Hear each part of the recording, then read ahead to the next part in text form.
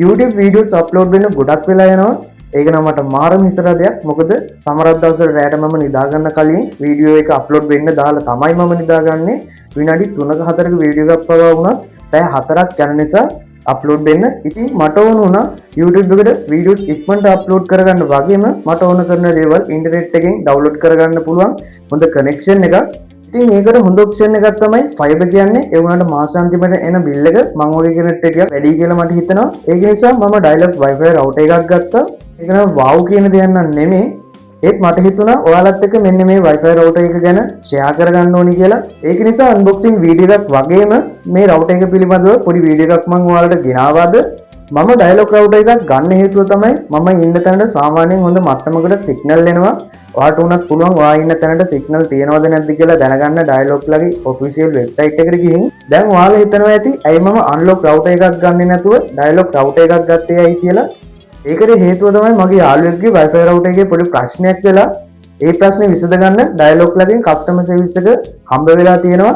ඒකත් Wi-Fi router එකේ warranty එක ඉවර වෙලා තියෙද්දි එහෙම දේවල් බැලුවොත් මට හොඳයි කියලා හිතුණා ඩයලොග් Wi-Fi රවුටර් එකකට යන්නේක. ඒක නිසා මම ඩයලොග් Wi-Fi රවුටර් එකක් ගත්තා. ඉතින් මම ගත්තේ ඩයලොග් ලගෙන් එන S50 කියන Wi-Fi රවුටර් එක. මේකට 5G සපෝට් කරනවා කියලා මට බලා ගන්න පුළුවන් වුණා. හැබැයි මම ඉන්න තැනට තාම 5G සපෝට් නැහැ. ඒක නිසා මට නම් තාම 5G එක්ස්පීරියන්ස් කරන්න වෙන්නේ නැහැ. හරි, අපි දැන් බලමු මේ බොක්ස් එක ඇතුලේ අපිට මොනවද හම්බ වෙලා තියෙන ඇක්සසරිස්, ඒ වගේම Wi-Fi රවුටර් එක මොන විදිහට තියෙන්නේ කියලා. අපිට බලා ගන්න පුළුවන් අපේ Wi-Fi රවුටර් එක. ඒක මම පොඩ්ඩක් පැත්තකින් තියන්නම්.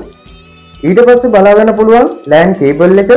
ඔයාට මේ කේබල් එක පාවිච්චි කරලා හොඳ කනෙක්ෂන් එකක් ලබා ගන්න පුළුවන්. ඒ වගේම Wi-Fi router එක රඳවන mount එකක්, power adapter එක, antenna දෙක, warranty card එක වගේම user manual එකක් බලා ගන්න පුළුවන්. ඉතින් බොහොම සරල unboxing එකක් තමයි තියෙන්නේ. මට ඕන උනේ ඇයි ඩයලොග් Wi-Fi router එකක් ගත්තේ ඇයි, unlock router එකක් ගත්තේ නැත්තේ ඇයි වගේම unboxing එකත් ඔයාලත් එක්ක share කරගන්න. ඉතින් අද වීඩියෝ එක නම් බොහොම පොඩි වීඩියෝ එකක් තමයි මම ගෙනාවේ. ඉතින් මේ වීඩියෝ එක ඔයාලට වැදගත් වුණා කියලා හිතනවා නම් අනිවාර්යයෙන්ම like එකක් දාලා මට support එකක් දෙන්න. එහෙනම් ඊළඟ දවසේ අපි මුණ ගැහෙමු. මම දුලාජ්.